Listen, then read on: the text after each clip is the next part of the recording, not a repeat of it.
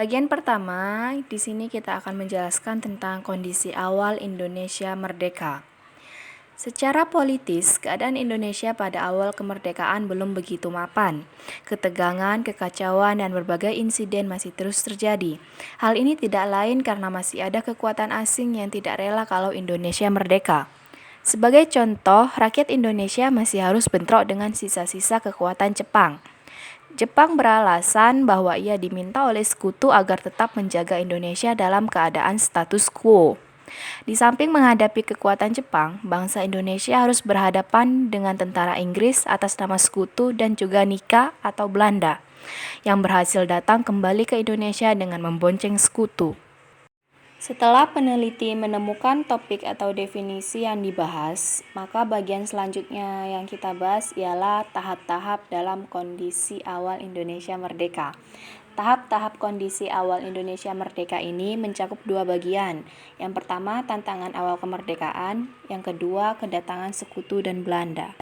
Bagian pertama dalam tahap kondisi awal Indonesia merdeka ialah tantangan awal kemerdekaan. Di dalam tantangan awal kemerdekaan ini mencakup dua bagian, yaitu kondisi politik dan kondisi ekonomi. Kita akan membahas terlebih dahulu tentang kondisi politik. Kondisi politik Indonesia pada awal kemerdekaan diwarnai berbagai insiden. Rakyat Indonesia masih harus bentrok dengan sia-sia kekuatan Jepang.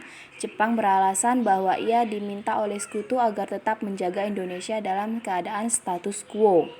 Bangsa Indonesia harus berhadapan dengan tentara Inggris atas nama sekutu dan juga Belanda yang berhasil datang kembali ke Indonesia dengan membonceng sekutu. Di bagian kedua ada kondisi ekonomi. Nah, kondisi ekonomi Indonesia pada awal kemerdekaan terjadi inflasi yang cukup berat, peredaran mata uang rupiah Jepang yang tak terkendali, dan nilai tukar yang sangat rendah. Pada awal kemerdekaan berlaku 3 jenis mata uang, yaitu The Java's Bank, uang pemerintah Hindia Belanda, dan mata uang rupiah Jepang. Bagian kedua dalam tahap kondisi awal kemerdekaan Indonesia ialah kedatangan sekutu dan Belanda.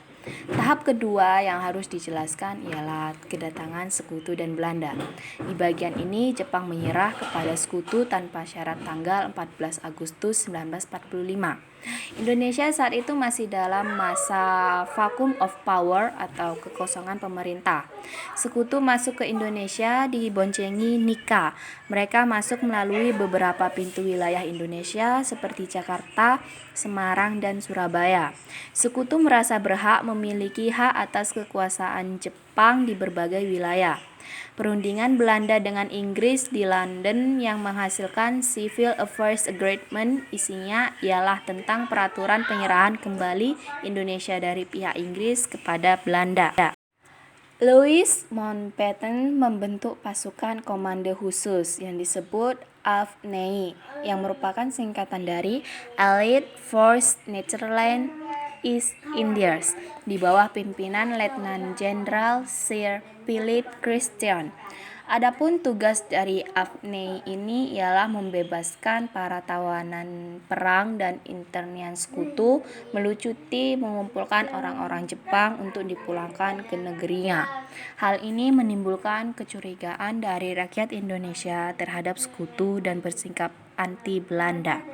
유리병 속에 담겨진 그대 편지 바다를 건너 나에게 돌아오리 슬퍼하지 말아요 my darling 내가 그리로 가리다 기다려